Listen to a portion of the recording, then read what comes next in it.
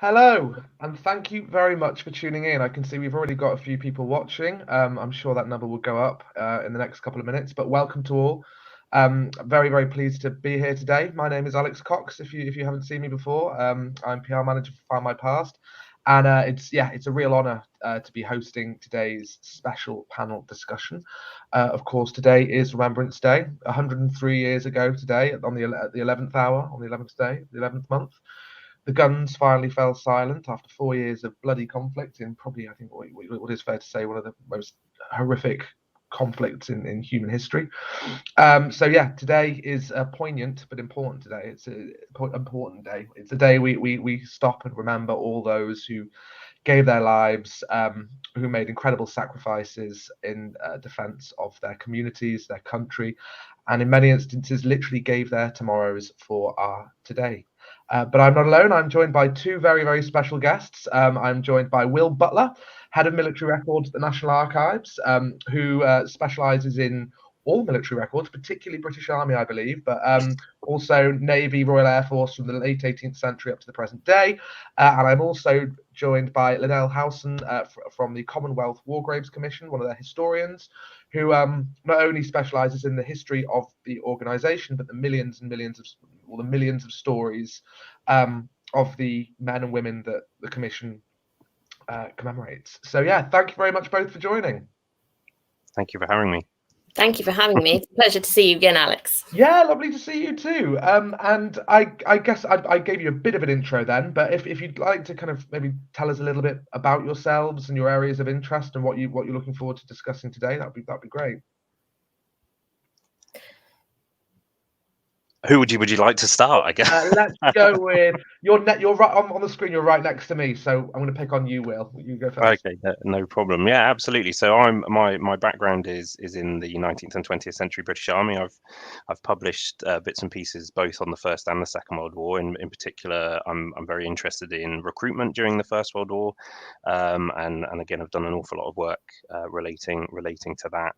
And I'm also, I don't like using the word specialist, but I suppose I'm a specialist also on the Home Guard during the Second World War as well. So, but like I say, I'm also here for all things military, if I can be, and as you say, sort of cover from the late 18th century up until pretty much the present day, which, you know, it's always a great pleasure. I get to sort of almost do my hobby for a job every day, and you know, it's a wonderful thing. And you know, and obviously particularly on Remembrance Day, it's always one of those moments, that one of those times that we can sort of just pause a little bit on sort of that your everyday life and actually think about what you're actually doing. Certainly from my perspective on a day-to-day basis, it does give you that chance to reflect as well. Yeah, I agree with you very much about what today gives us a chance to do. And I'm really grateful to be part of this panel today, because it actually does make me stop in what I usually do and take a moment to think about these things, and to look forward to what extra information we're going to have this time next year after the release of the Census, which is very exciting. Now, you introduced me just very well, Alex. Thank you. The Commission commemorates over 1.7 million and rising servicemen and women of the First and the Second World Wars. So, of course, some of my job is looking into them and telling their stories, but some of it is, of course, telling the story of the organisation itself. So I look forward to having a little opportunity to do both of those things today. Wonderful. Well, yeah, and thank you to everybody who's tuning in. I can see we've already got comments coming in thick and fast. We are keeping an eye on them. Ali is also in the comments. Today is kind of a bit of an open discussion. I think the main theme that we're kind of going to be focusing our chat about is not just the war itself, the Great War itself, and how to. I think one of the best ways you can honor and commemorate the sacrifices of your ancestors, not just your ancestors, everybody who was involved, was by telling their stories. And thanks to the sheer wealth of material that is available online now, that I think every year it's a better year to do it than the previous one. But yeah, we will also be looking at what happened afterwards, because of course there are a number of anniversaries today. So not today, but this year. So this year also marks the 100th anniversary of the British Legion being formed. Today is also the 100th anniversary of the very, very first Poppy Appeal. The first Poppy Day was held on November 11th, 1921. The Hague Fund was established, and these things didn't materialise out of thin air. They were formed to meet a direct need. The war may have been over for 3 years, but millions of people, not just in Britain, were suffering as a result. There were I think something like 6 million men served in the First World War. I think that's correct. But many of those who did go and fight returned home disabled, and it wasn't just the veterans themselves that were suffering, it was their dependents, it was their wives, their children, their parents in some cases, their siblings, people who'd been relying on them for financial support. These people were still alive and still dealing with the consequences. So we'll be taking a look at that in a bit more depth. But I just wanted to flag to everyone watching, I can see some people doing it already. If you do have a question for any of us, do pop it in the comments. It might help us spot it if you put question in bold before you do pop it in. And if we spot them, we will do our very, very best to try and answer them live. Also, just to kind of get a bit of a discussion going, I always like to do this. Why don't you tell us who are you remembering today? It could be a relative, it could be an ancestor, it could be a family member, it could be anyone in general, a story that you've come across from military history that's struck a particular chord with you. But yeah, let us know who you're remembering and why. I'm remembering, I've been thinking a lot about my great-grandfather today, Leslie Leonard Nash, who was a private in the Sherwood Foresters and was a veteran of the Somme. Lived till 100, so I actually had the privilege of knowing him when I was a young child. Died in 1999, about 4 weeks before the millennium. So he narrowly missed living through 3 centuries, which is a real shame because that was his goal. But yeah, tell us in the comments who you're remembering and why. And another thing I quickly wanted to flag before we dive into the actual discussion is that to mark Remembrance, Veterans Day, if you're watching from the United States, all of our military records are currently free to search and explore until 10 a.m. British time on Monday the 15th. If you haven't used Findmypast before, or if you say have a starter sub and you haven't explored our military records before, this weekend is a perfect opportunity to give it a go. And if you are exploring them for the first time, you have any questions, do let us know and we will try and answer them. But yeah, I think that's more than enough of an intro for me. So yeah, just to kick things off then, looking back 100 years, Remembrance 1921, thought we might be worth just starting off with having a little discussion about what was happening at the time, what was going on in Britain. Well, it's from my point of view. I'll jump in if I can. I think in a lot of ways a very unsettled time. You have, as you mentioned, you have millions of men and women returning from the armed forces from the beginning of 1919 onwards. And with that you have their sort of slow integration back into British society, of course, and sort of the strain that puts on employment opportunities, the strain sort of more generally, from a military point of view, the British Empire is as big as it's ever been. If we're talking about the British context here, looming and existing conflict in Ireland complicates matters as well, and also sort of trade union, shall we say, sort of discontent. There'd largely been a sort of a truce, if you like, in terms of trade union strikes and that kind of thing, broadly speaking, throughout the First World War, and again that kind of activity resumes in earnest in that post-war period, and like I say, economically it's a very unsettled and unsettling time for those who are returning from conflict. Again in 1919 there are many instances of strikes and mutinies of soldiers who just simply, they want to go home. They want to get home as quickly as they can. They've done their duty and their service, and the conflict for them is over. And they want to return home to their families and get on with their lives. A lot of them have sacrificed a significant proportion of their youth as well, and want to get on with it. But like I say, British society is in a complicated moment, and also politically and diplomatically across the world. It's a very unsettled time as well, which sort of certainly complicates matters.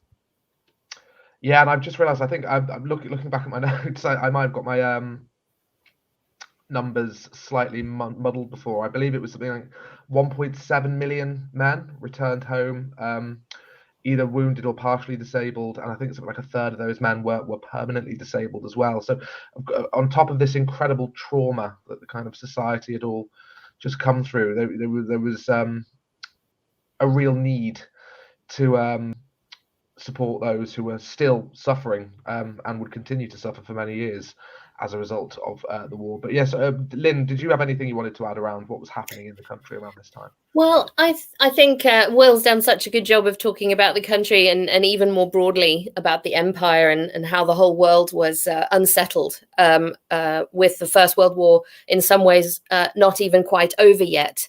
A really interesting thing that I found while looking at the Commission specifically in 1921 is that in many ways what seems to us now as a very settled sort of an organization with a very clear remit and a very clear way of doing the work that we need to do. In 1921, that was not yet the case. The Commission was absolutely settled, but a lot of questions around how we would do our work and what it would really look like were actually still up for discussion. So while in 1921, our first 3 experimental cemeteries were finished, and that meant they had a better idea of what the cemeteries, particularly in France and Belgium, were really going to look like, and financially what they could cost and what they wouldn't be able to do because of money. As Will mentioned, financial issues important to returning veterans, but also very important to governments. People were very concerned about issues of money, and the Commission was also very conscious of cost. So 3 cemeteries built in France. Now they had a better idea of how to do it. In 1921, they had therefore some tenders out for some more. They were still negotiating land for cemeteries with governments concerned. They were still very much discussing how was the best way of commemorating the missing, those who had no known graves. So that wasn't actually decided yet. In 1921, they had a committee that was looking into it. The one piece that had been decided during that year was how the naval dead would be commemorated. So that was a 1921 decision, but that was the naval dead. Obviously, you can't build memorials all over the world on the ground nearest to where a ship went down. So they had to think of like a UK-based way of dealing with that. And they decided to build 3 matching memorials in the 3 main administrative ports for the Royal Navy. So that was decided in 21. But in 1921, what we know now so well and so close to our heart for remembering, places like the Menin Gate Memorial in Ypres, places like Thiepval in France, places like the Helles Memorial in Turkey, these hadn't been designed. They still weren't sure really how best to commemorate the missing. So the thing about 100 years ago for the Commission is that, in the words of sort of the organization's first biographer, Philip Longworth, these years were, he called them the years of the strenuous years, because there was so much work to do, so many graves, so many places of the world, and so many decisions to be made. So it was an exciting time, but a very taxing time for the organization. And they felt very keenly that they had to do this work as well as possible and in a timely manner, because they owed it to the men and women they were commemorating, but even more so to the bereaved families who today, when we think about cemeteries and what have you, can recede a little bit away from us. But really, one of the most important reasons for the Commission was for the people, the mothers, the fathers, the wives, the children, and those people who were waiting waiting to have cemeteries to visit, waiting to have a place to remember someone who was missing and who would never be coming home to all parts of the empire. So that really struck me when I was looking at 1921, but from a war graves and a commission perspective. They hadn't even finished agreeing what it meant to be a war grave in 1921. So it really was a time when the work that we take for granted today wasn't actually all settled yet. And that's a really interesting point about the need for creating these places that loved one. You see a war grave and you very much think of it as a monument to the man. Obviously, I've been able to visit. I've had the privilege of visiting some of your sites in France, and it's you see these rows and rows and rows of immaculate white stone going on as far as the eye can see, and it's sometimes easy to forget that every single one of those did represent a life, someone who lived, loved, left behind loved ones. But yeah, I haven't really thought of it in those terms before. About it was a place that these loved ones who's could go and get some kind of connection, some kind of comfort.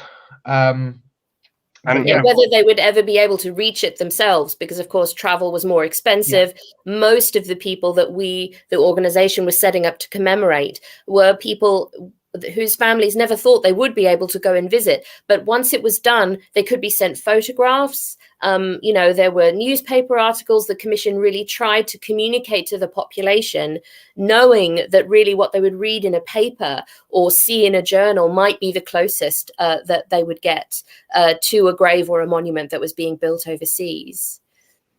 And of course, in the UK, you have sites like the initially the temporary cenotaph in Whitehall, which when the permanent memorial is unveiled in 1920 on the 11th of November, which is also the same day that the unknown warrior was interred into Westminster Abbey.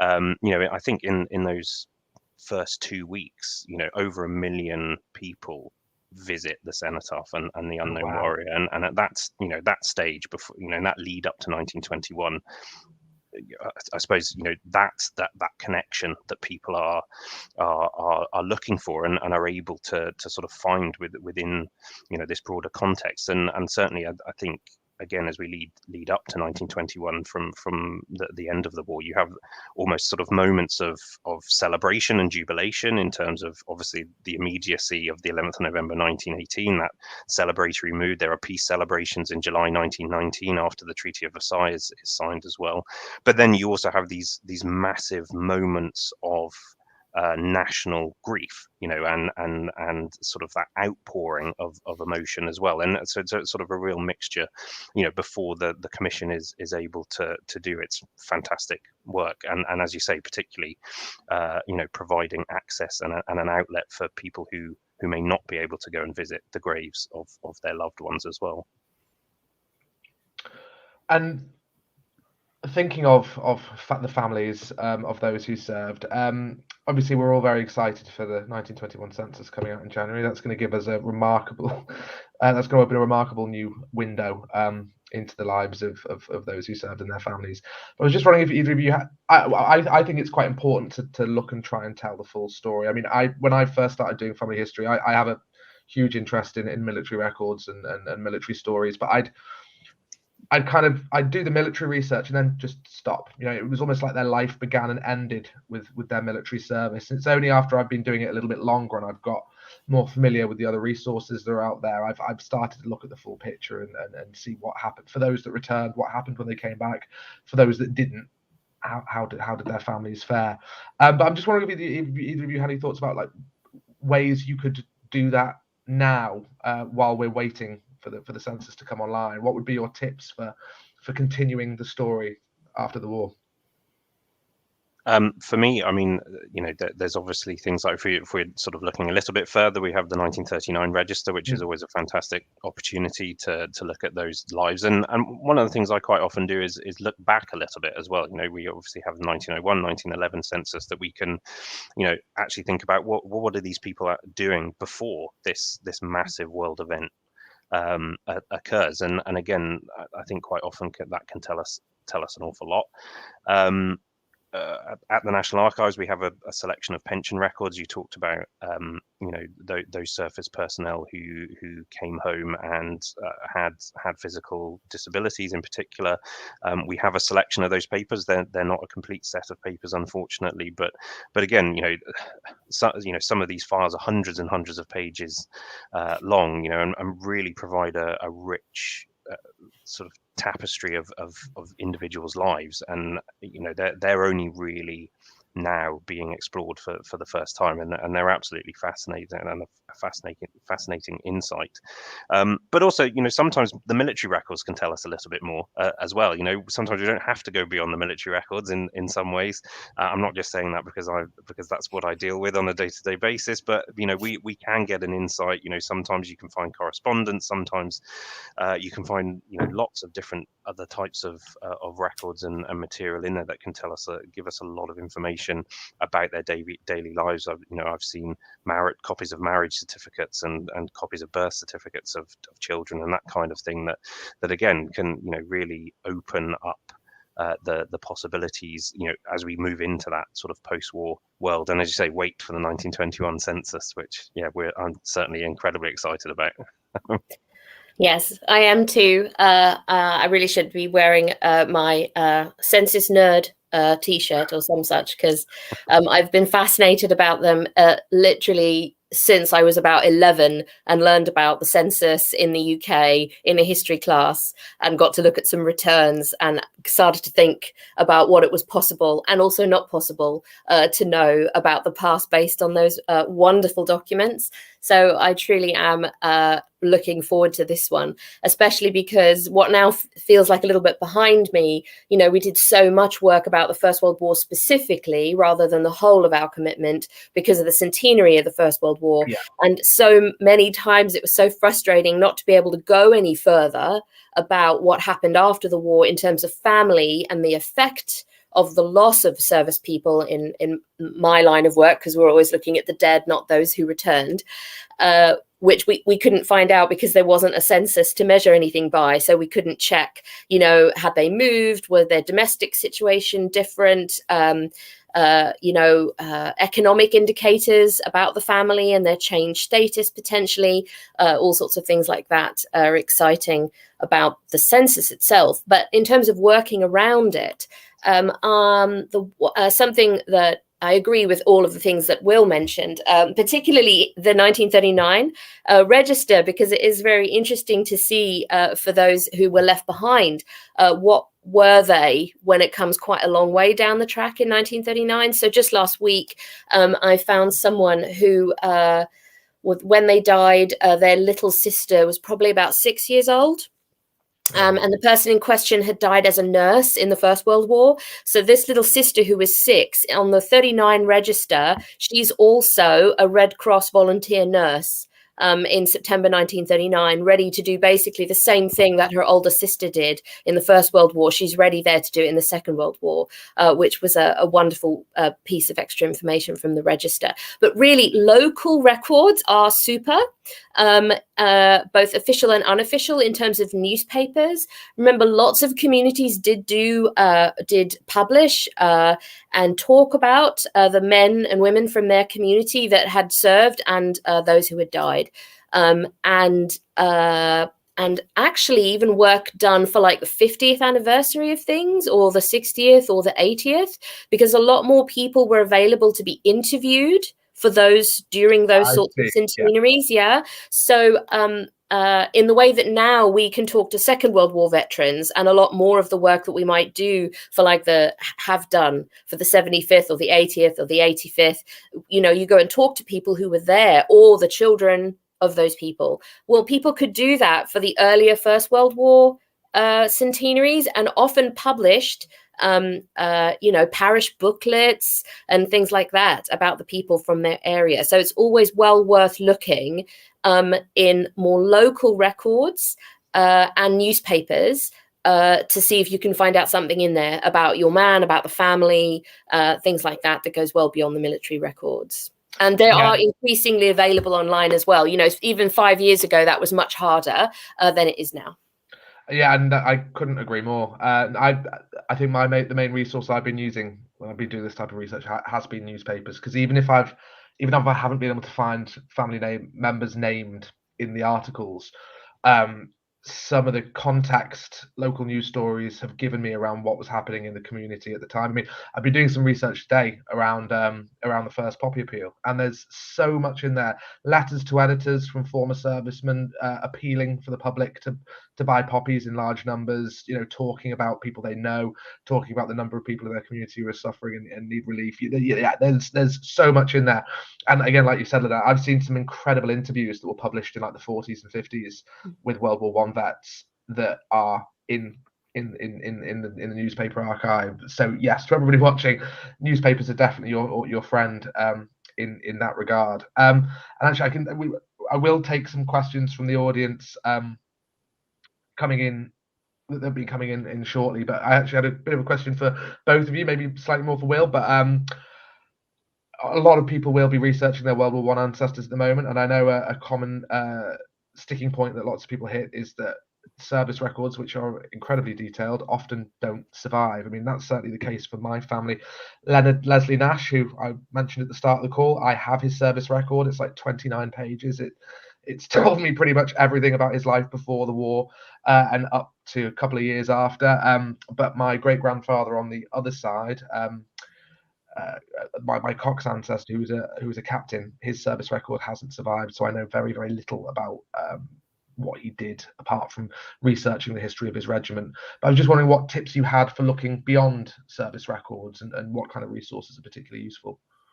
Yeah, absolutely, and that is always the biggest frustration, and again, I have a personal example again myself, a great grandfather whose record doesn't survive, but there are a few things that you can do, in particular, one of the biggest problems is establishing, particularly in an army context, did someone, what battalion or even regiment did someone serve in? You may not know that, and you may not have that information. And once you have that information, you can get that information from things like medal rolls or the medal index cards, which are available, and from the Commonwealth Royal Graves Commission as well, of course. Yeah, and certainly and absolutely, that is a crucial resource. I use the Commonwealth Royal Graves Commission database an awful lot, certainly on a weekly basis. So it's a fantastic resource for next of kin information as well. So not just the information of individuals. So there are a few places there, and once you've been able to establish things like a battalion or regiment, again in the army context here, one of the main areas that I would always direct people to are the War Diaries, because okay, perhaps they may not mention the individual that you're looking for, but what the War Diaries do is give you an insight into what they're actually doing on a day-to-day basis, and that is so illuminating. It's so fascinating from that perspective. And you might get, you might be lucky.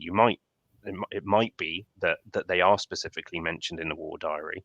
What kind of instances would lead to say if it was an enlisted man, a private or something? What kind of circumstances would lead to them being named?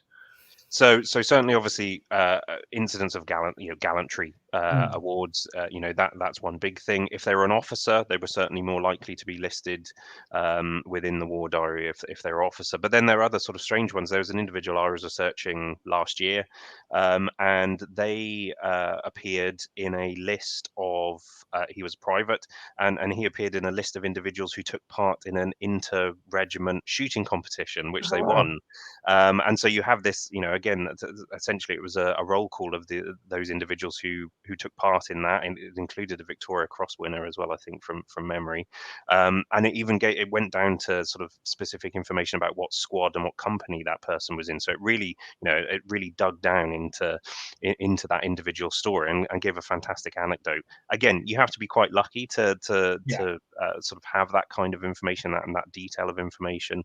But for me, the War Diaries are such a valuable resource, and a lot of them, particularly the Western Front ones, are digitized and available through the National Archives as well. So they're also sort of fairly accessible from that point of view. You do need one or two bits of crucial information to do that, but there are other sources, as I say, that can help you to establish those kinds of things. And like I say, that they're really the best way to do that. Again, you might, if you know things like a battalion information, we have courts martial records which you can use if you have a soldier that was maybe a little sort of misbehaved a little bit. We have courts martial registers and some proceedings of those courts martials as well. So for disciplinary matters. And then again, if they were an officer, and it is a shame in your particular case, Alex, that service record doesn't exist. But again, at TNA we do have the officer service records, which again sort of range from 1 or 2 pages to 3 or 4 bound volumes of information that we might have on an individual officer. So those aren't digitized; they're only available on site at the National Archives. But again, another fantastic resource for those interested in an individual who perhaps was an officer, or indeed someone who served in the other ranks, and their service record might not have survived. But if they were promoted as an officer, then they may very well be within that set of records as well. They are a separate set of records, and that's also important. Again, if you're first starting out in your research, the first thing you need to do is to establish whether the person you're looking for, certainly if you're looking at our records at TNA, is whether they were an officer or whether they were in the other ranks. So because that will dictate where you need to be looking next as well. Sounds like I need to book another trip to Kew, actually. I'd love to, and I'm hoping he wouldn't be, well, he had quite I guess it won't really make a difference if they're not digitized, but he had a relatively distinctive name. He had my very unfortunate middle name, Gerald Olwyn Rumsey Cox. So hopefully he wouldn't be too difficult to find, but he's a bit of a mystery. We know he served in the second as well. I think he was a major in the Second World War, but we know very little about his First World War experiences. So I'll probably be coming to pay you a visit. And then moving on to you now, I guess, do you think it's fair to say that in some instances, this is what I found this to be the case often. Do you think sometimes a serviceman is almost easier to trace if they sadly died? Sometimes I get the impression there's more of a paper trail if they didn't make it home.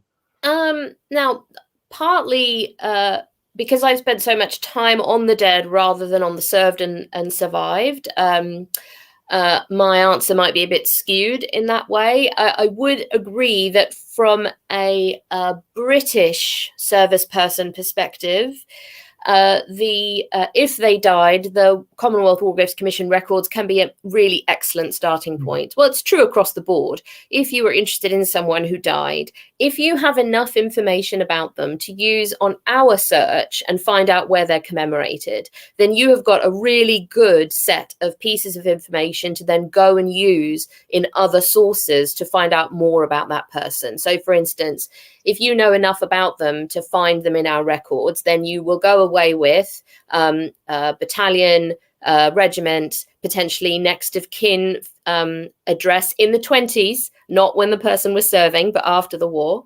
And if they got any awards or anything, then we can those letters will show up in our data. So that gives you something to start with.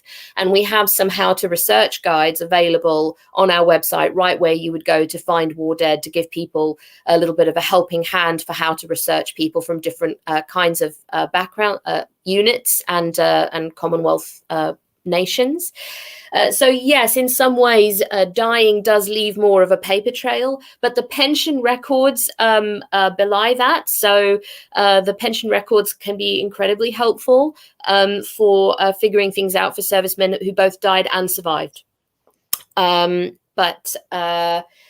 Yes, I think to a certain extent, if you're looking for somebody who died, it might be just that little bit easier. But maybe the census the 21 census is gonna redress that a little bit. Because I think that it'll go a little bit further. Isn't it? Yeah. Really I was thinking, well, Will was talking about the War Diaries, absolutely #1 resource for trying to find something out if you don't have a service record. It's very hit and miss, especially for enlisted men, because they're much less likely to be mentioned by name. But 2 examples recently for me, I went to War Diaries for 2 different individuals, one of whom was an officer, and one of whom it was a group of enlisted men. All I found for the officer was his name, as in he was named in the War Diaries having died in that month, but nothing about the incident, absolutely zero, just that he had died. Thanks, guys. But fine. Okay. But then when I was looking for that group of enlisted men, I didn't find them by name, but I found them referred to as a group with the reason for why they had all died. So really, I walked away with kind of the answer that I was after, which was I want something more about these people and what happened to them.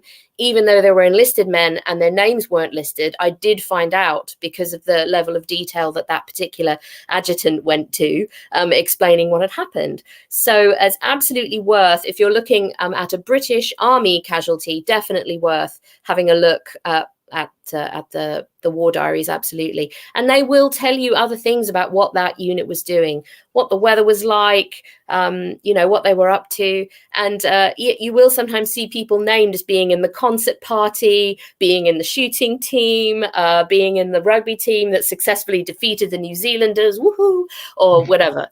So you never know what you'll find in that regard. But the other Commonwealth governments do have service records that weren't bombed in the Second World War. And so if you happen to be looking at somebody who was not serving in the British Army, then you'll have better luck with regards service records and what have you. And actually, we probably do have quite a few viewers who are watching from Commonwealth countries. Are many of those records available online? Do you know, or they Yep. are? For the First World War, and in some countries for the Second World War already as well. Okay, brilliant. Well, I can see we've been getting in quite a lot of questions. There's no way we'll get through them all, but I wondered if you'd mind maybe taking a look at some. I'm going to start. This is just because it's the first one I've spotted. There's no bias involved here, but this has come from our very own Nico Cleland, who is watching, and it's a good question actually. Not that I'm surprised Miko's asking a good question. It's one I'm keen to know the answer to myself. But he said historically the Irish and Scottish formed a substantial contingent of the British military. Does that high proportion continue throughout World War I and World War II? And did many Irish serve in the British Army? And I've seen another couple of questions about the numbers of Irish and how to trace Irish in the First World War. So yeah, it'd be great to hear both of your thoughts around this one. So I'll jump in if I can first, and not just because I recently published a book on about recruitment in Ireland during the First World War. What a coincidence! So broadly speaking, absolutely. Historically, particularly in the Irish context, the sort of turn of the 19th century, middle of the 19th century, 40% of the British Army is recruited from Ireland. By the time you get to the turn of the 20th century and sort of into 1914, that percentage has sort of essentially, Irish recruits make up their proportion of the population of the United Kingdom by that point, roughly speaking. From in relation to Scotland, the proportion is, so there's slightly more Scottish soldiers than there are at their proportion of the population, if that makes sense. So in a First World War context, it's sort of balanced out by the time we get to the First World War, but politically, recruitment in Ireland is a tricky one in the First World War, and that changes as we obviously move through the war, because conscription is introduced in England, Scotland and Wales, and not in Ireland. So those percentages massively reduced by the second half of the war. Thinking about the Second World War, it's a little more challenging to sort of put figures on Irish recruits. Certainly, absolutely, from what was the Free State at the time of the Second World War. There are soldiers from the Free State, people from the Free State who come over to either go to Northern Ireland or come over to the to Great Britain and join the armed forces, and they do join in significant numbers. And of course, the sort of by that point, recruitment in Northern Ireland is sort of separate by the time we get to the Second World War. Again, it doesn't necessarily translate to as a proportion of their population, but absolutely, they're still represented. As I say, it's a little more challenging to work out, and particularly with both Irish and Scottish as well. And when we think about the First World War, who counts as an Irish or a Scottish recruit? Is it, and particularly if we think about emigration to the Empire in particular, if they were born in Ireland, had recently emigrated to Canada, for example, and then joined up in Canada, are they Irish? Are they Canadian? You know, so that actually really complicates matters as well. So as much as, like I say, I've just written a book on recruitment, we don't commit to numbers in terms of that respect, because it's just too difficult to work out. Yeah. So and if anyone would be interested to pick up a copy of your book, well, what's it called, and where would they find it? It's called The Disparity of Sacrifice, and is published by Liverpool University Press. So if anyone is interested, do take a look. I think that might be going on my Christmas list. So this is a question for Lynelle, I think. Yeah, well, it certainly is. So this is from Kathy, who's asked, can you tell me why some of the war graves have circles opposed to the cross? Is it because they are unknown? This question caught my eye when it came in, because I'm actually not sure what she means by circles. So if I'm thinking about a headstone design for the commission, if we know the person, the name, and therefore all their service details, then at the top of the headstone or in the center, there will be a regimental badge, and that's usually a circular shape. And of course, if they're unknown, then we can't ascribe a regiment to them because we don't know who they were. So on headstones to people who are known unto God, there'll be a religious emblem, a cross in the standard position for a cross, but otherwise there won't be any other form of carving on there. So Kathy, I'm sorry, I'm not sure if I'm answering your question properly. Certainly there are differences in what goes on headstones if you know or don't know the individual, because of course if you don't know information about them, then it can't be on the headstones. But that's part. But of course, from a distance, they all look the same, which is one of the things that I really like about the early design work and ideas about the commission, is that they really did want to have something that from a distance, nobody stood out. From a distance, everybody is the same, which goes to this idea of having all sacrificed themselves together for a single cause. Obviously, that's a simplified way that people at the time like to think about it. But fundamentally, you don't know much about anybody in our cemeteries until you walk in far enough to be able to actually read what's on the headstone. And that's where you start to see the differences come out to you, whether it's different regiments, whether it's different ideas of identity in other ways, based on names, based on languages of personal inscriptions, or all of the other details that you can see on a headstone. Okay, and actually, I've just spotted another interesting one that I've been wondering about as well. So, you talked before about missing people who were never found. So, yeah, isn't it? So Ruth, whose husband's uncle died at the Battle of Hong Kong, they never found his body. So, I mean, I guess it would have been very difficult for them to know for certain when he died, but he has a date of death listed. Aha. Where would they source that from? This is such a good question. Now, without looking specifically into this case, I can't say exactly how they did it for him, but I know exactly how it was done for some other people. I was looking just last week at a service record for a Canadian. So there were lots of Canadians who died in the fall of Hong Kong, or later in the hands of their Japanese captors. And the family in question didn't find out what had happened to their father, their husband, until October and November 1945. So this is several months after the war has finished in the Pacific. And the reason why they find out is because someone survives 4 years of captivity with the Japanese, returns to Canada, and they interviewed everybody who came back. And one of the questions they asked everybody was, your family now know what happened to you. Can you help any other family find out what happened to their loved one? So they have a form. I've now seen the form that they use to give to all of these people to collect this information. And so the person I was researching, we have a specific date of death for him and a description of what happened, because somebody returned from captivity and answered questions about what they had seen. So they were able to say when he died and how he died, because they literally saw it happen. And that was how the family was able to find out the date of death. So for Ruth's husband's uncle, if he has a specific date of death, then yes, somebody knew enough to say that. Otherwise, they'd have a range, and lots of our casualties that we commemorate have a date of death range. It might be a range of 2 days because they're not sure which two, or it might be a whole month, or it might be even longer. depending on the specifics of the situation. But if they genuinely know that he died on the 18th of December, someone will have told them that, probably after the war, because of the fact that everyone went into captivity after the fall of Hong Kong.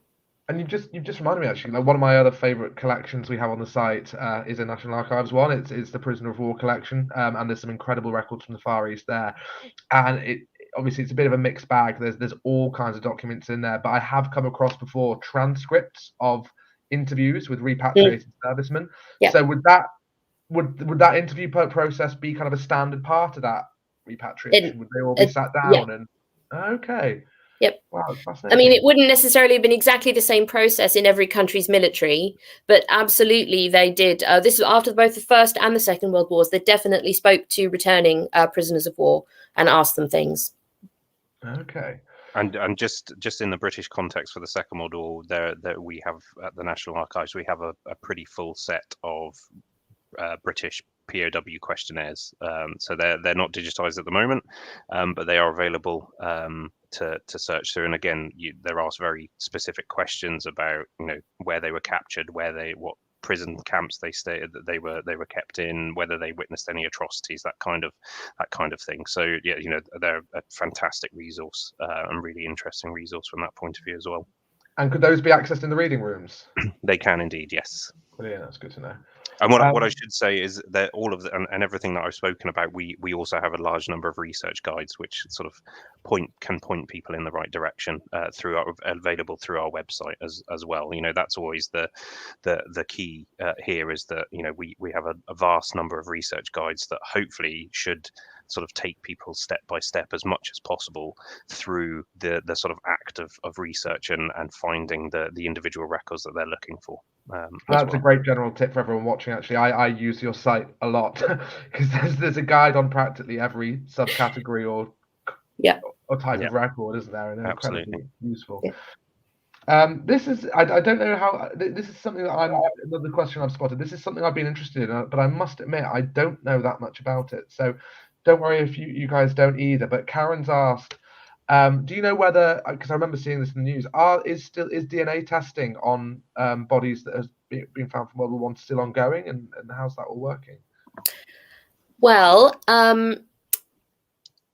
the Commission is usually involved in the recovery of remains in places like France and Belgium, where most of those things occur. I mean, they occur in the highest numbers in those places. But when it comes to trying to ascertain the potential identity of an individual, that is not down to the Commission, that is down to the responsible national government. And so in the UK, that would be down to MOD, practice, process, etc. So in the cases that have made it into the press, usually with the use of DNA, tend to be from places like Australia, where it's possible to really narrow down using historical records who a set of remains or a group of remains is likely to be. So, for instance, what was done when a mass grave was found and exhumed, and that the bodies from there became our newest cemetery in France at Fromelles, Pheasant Wood. So DNA was able to be used in those cases because it was Australian policy to try that. Okay. And they have the ability, with a smaller group of people and a smaller population that is behind those people, for it to be worth going out to ask relatives for comparisons and to be able to do that. But it is down to each responsible government today what their process and policy is about how to try to identify any remains that are found now. So it's not an all or nothing answer to Karen. DNA testing will be done in some cases where it is possible, rather sensible, or a good use of time and resource, because you're more likely to get a good result from a small amount of tests if you're pretty sure who you think the person might be, and you can absolutely get a hold of relatives to give you comparative samples. If that makes sense. Yeah, no, that makes sense. Yeah, I didn't know that. That's very interesting.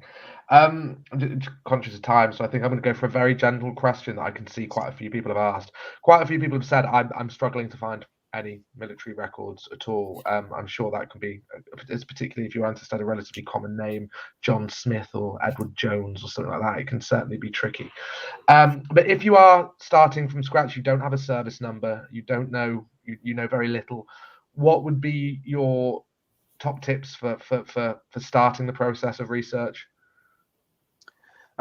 Like I said, I think, ideally you would have sort of things like potentially a year of birth, as well, at least also a locality, in terms of, potentially a place of birth or a locality in that respect. And again, you can find those in other sources as well.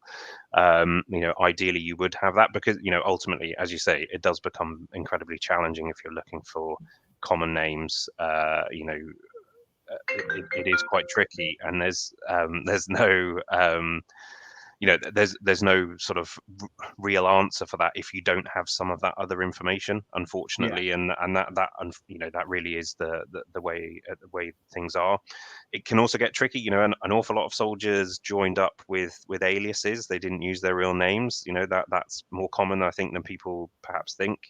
Obviously we know, sort of famously, people lied about their ages as well. So, it's always useful to search around birth years a little bit as well, just to open that up a little bit. And again, particularly with aliases, there's no sort of obvious answer in that respect, unfortunately. And it's sort of, it's no consolation. I completely agree that would say that there's no consolation there. But unfortunately, sometimes research can be challenging and can be tricky. And I find it frustrating enough when I'm not looking for a family member, when I'm researching, people that I want to know a little bit more about, that I'm looking at, let alone it being a family member. As I say, it's frustrating enough when you can't find a service record, but there are a few other records that you've been able to locate. But like I say, it's always, really, realistically, it's always important to just try and have one or two other pieces of information. It certainly doesn't have to be a service number, doesn't necessarily have to be a regiment. And sometimes you've got to sort of weigh up the sort of probability of the person. Perhaps you've got some results, and trying to narrow that down as much as possible, really. Yeah. And even, I guess, even the information, as you said, the cross-referencing and supporting, even the names of other family members. I remember when I was researching Leslie Nash, he wasn't the only Leslie Nash who fought in the Great War. There were quite a number of them. The thing that made me really identify, okay, that's definitely him, was the section he filled on his dependents, and he'd listed his father and his mother, and I knew who his father and mother were. So I was like, that's definitely him. A great piece of advice. And actually thinking about, I remember the first time I found his service record, it was massive. I actually found it quite daunting. I hadn't encountered one before. There was a lot of information in there, and I didn't really know what I was looking at first. What would be your advice for kind of, if you are coming new to a record that you haven't encountered, like a service or a pension record, where there's a lot of information? What's a helpful way of kind of guiding yourself through it and deciphering everything that's there? Yeah, of course. So there, again, in our research guides, in this respect, we have a bit of guidance from that point of view, and there's also some fantastic websites out there, that help with that. Websites that will take each form and try and tell you exactly what information it is you're looking at, and it's not just the service records. The medal index cards can be very complicated. There's lots of codes, there's lots of different lettering and that kind of stuff on them, and again, our research guides do sort of help with deciphering that a little bit as well.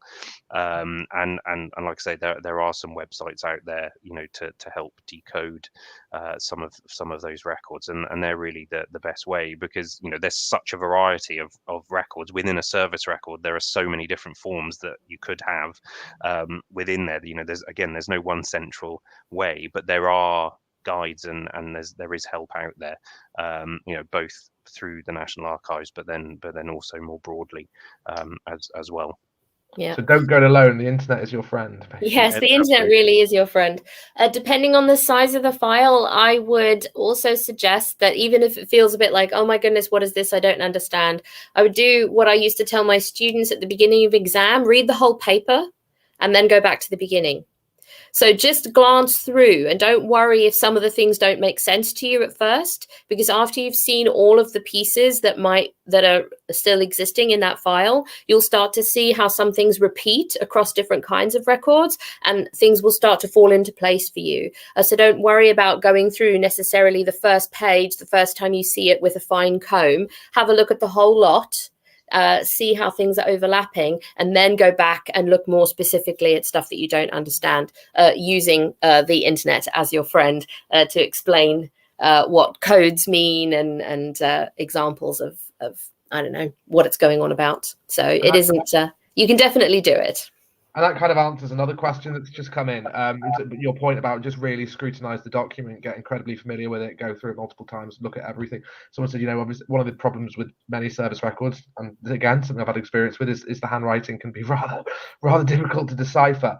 But the thing I always find really interesting is really not interesting, useful, is as you said, scrutinizing it. And once I start to recognize characters and words that I can decipher, yep, I match that to those that I can't and fill in the gaps in that. Okay, that's definitely an F because that was an F in the previous word. And yeah, that's always a tip that's worked for me.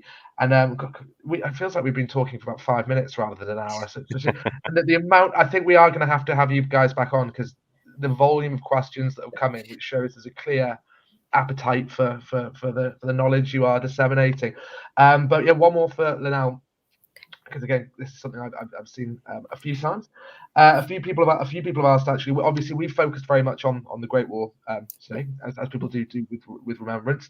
But a few people have asked, what other conflicts does the Commission work on or assist with? And then another question on top of that is, obviously you guys commemorate an incredible number of people, as you said over, was it 1.777 million, or was it? Mm-hmm. And you have information on all of those. Where does that information come from? So my question, twofold: what other conflicts do you commemorate, and where do you get your info from? Okay, the first one is easy. Simply the First and the Second World Wars. So the Commission exists by royal charter, and our charter was written in 1917 only for that war that was going on then, the Great War. That charter was then amended for the Second World War, and it has not been amended again to add another war to our official responsibility. However, as a maintenance organization who works all over the world, as particularly the British military presence has drawn down and away from parts of the world where it used to be, we're often asked, separate to our charter obligations, to maintain cemeteries with military graves in places like Malta, Egypt, etc., because we're there anyway doing our normal work. So if somebody else is going to look after those graves, then we're a perfect organization to do that on behalf of the MOD directly, as a grave maintaining contractor, if you like.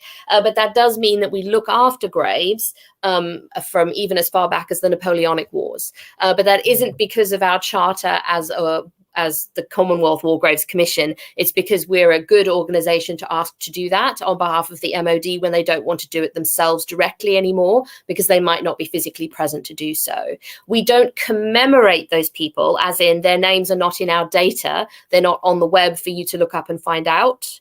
But physically, we make sure that the grass is mowed around the graves and that we're keeping an eye on them, if that difference makes sense in people's minds. So our records, we have the records we need to have to commemorate by name the 1.7 million Commonwealth servicemen and women of the two world wars. Those records came to us from the military authorities that were in charge of those people when they were alive. So the stuff that we know about people is only what we need to know in order to put it on a headstone or put them on a memorial. So that means we don't need to know the details of their service. We don't need to know their family information. We don't need to know what they did before the war. We don't actually need to know how old they were or anything like that. the reason why we know some things more personal about people is because for many of the people we commemorate, what we were going to put on a headstone or in a register was verified with the family. So the family were able to tell us things like how old they were when they died. But so in general, our records come from, most importantly, from the military authorities whose job it was to advise us of who had died and who needed commemorating. They come from the documentation produced by the Army Graves Registration units, who were burying, marking, exhuming and reburying people. And they also come from the families, but only in a very limited way. So a personal inscription, if there is one, came from next of kin. An age, if there is one, came from next of kin. And full names. Robert, William, Michael, that means that the family told us those full names. If we only have what the military gave us, then it would only be the initials for the individual and their surname, with no age and no personal inscription. Okay, wow. And actually, I think I have seen some graves that do have full names and others that are just initials, and that explains why that is. Yeah, that's also a choice, though. So the family might write in and tell us the full names, but not want them engraved on the headstone. So just because there are initials on the headstone, it's not a guarantee. But if you look in our data set to see the full piece of information we have about the person, if we only have initials, it is that means the family either did not tell us or were not able to be gotten in contact with. Because, of course, people move. There's the alias name problem. There's the fact that people came from families and next of kin may have passed away before the commission or the military tried to get in touch with them in the 20s. There's lots of reasons why individuals' kin apparently were not able to communicate with the commission. Oh, well, yeah, fascinating. Thank you very much. And I think that, unfortunately, I think we might be out of time. If you guys can stay on for a minute or two more. But yeah, I just want to thank everybody. Sorry to all the questions we didn't get to. There were many of them. This is definitely a topic we will have to revisit. And it's also been really touching to see everybody share who they are remembering today as well. That is why we are here today, after all, and that's why we are discussing this very important topic. So thank you for that. But before I let you both go, I just wondered if you could tell us a bit more about what both of your organisations are doing to mark remembrance and the ways that members of the public and those watching could get involved. Sure, I'm happy to hop in first. What we're doing this year is we're asking people to tell us on social media through any chosen channel that you like what remembrance means to you by answering the phrase #remembrance_is. And it's been wonderful to see all of the different answers rolling in over last week and today, with examples of who people are remembering, but also what they think remembrance is. Because for us at the Commission, remembrance is our job. But it's also our passion. Every day for us is Remembrance Day, but for most people today is the one time of the year that they stop and think about remembering the service personnel from the years that came before us. So please, everyone, if you're a social media user, if you want to hop on and say what you think remembrance is, just using the hashtag, and you can at the CWGC channel if you want. So yeah, remembrance is our passion. It is our job, and we make and keep looking beautiful places for people to go and remember. If you hop on our app, you can find out the nearest war grave to where you are, anywhere in the world. And if you hop on our website, of course, you can find out lots more about our sites of remembrance and also the people that we commemorate. So I'd be interested, actually, Alex and Will, what you think remembrance is. But maybe you'd like to answer that just when Will's answered your question, Alex, about what the organisation he works for is continuing to do in terms of acts of remembrance. Yeah, that'll give me a bit more time to formulate an articulate response as well. Yes. Yeah. So yeah, Will, it'd be great to hear more about what the National Archives are doing and how people can get involved. Of course, I think, you know, one of the main things, if people are interested, is that next Friday, so a week tomorrow at 2 p.m. UK time, I'm giving a talk about victory and loss, Britain after the First World War, which is part of our People 1920s, People 20s series. So if people are interested in that and want to register, it's an online talk. They can come and listen to me talk a little bit about peace celebrations, about armistice, about the unveiling of the cenotaph, and also the unknown warrior as well. And I suppose linked to that, you know, what is remembrance for me? And I sort of mentioned it at the start there, you know, and it's very similar to me. You know, remembrance is my everyday, you know, it's my day-to-day job. You know, that's what I'm doing a lot. But for me, Remembrance Day is, you know, it is about reflection. You know, it actually allows me, it gives me the opportunity to stop, you know, and actually think, you know, not in a work context. Obviously, again, I'm very passionate about what I do and about remembering, you know, in my context, but it also gives me an opportunity to reflect more broadly about sort of sacrifice and that kind of thing. Yeah. But please do tune in next week for, you know, if you want to hear me talk a little bit more about that as well. I'm definitely going off to write that down and seeing if I'm available to listen, because I'd really like to. Yeah, likewise for me, remembrance is an opportunity. It's an opportunity to reach a hand back into the past, and to see if you can touch hands that are reaching forward towards us from there by trying to find out more about them, and telling their stories. And I think for me, it's a mix of kind of a gratitude for what I have today and appreciation for those who have made it possible. I think in the times we live in now, with the 24-hour news cycle and, you know, constant barrages of bad news, it's easy to forget that we're incredibly privileged to live where we do in the time we are living through. And a lot of the freedoms, privileges I enjoy were paid for with the lives of those who came before. So I think it helps me stay a little bit grounded. It allows me, it stops me from feeling too sorry for myself at times. Helps me pause, reflect, and think I'm very lucky to have the life I have, and I'm very grateful that incredibly brave men and women literally did give their tomorrows for my today to make that possible. So yeah, I think that's what it means to me. And I think it's also incredibly important to look back. It might sound a bit twee, but look back at the past to make sure we don't repeat the mistakes that were made. I think that's very important too.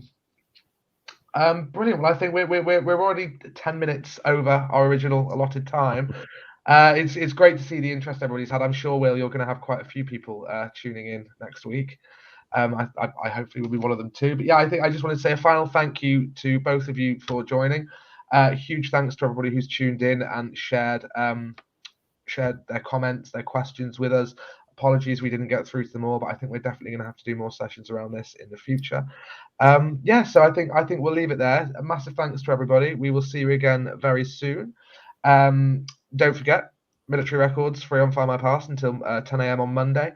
And keep an eye out, if you are a Findmypast subscriber, keep an eye out for tomorrow's Findmypast Friday update, because we've got more new military records coming to you, which you may not want to miss. But yeah, thanks again, Will and Nadal, and to everybody who's watching. And I think we will say farewell. Thank you. Bye-bye. Bye. Bye, guys.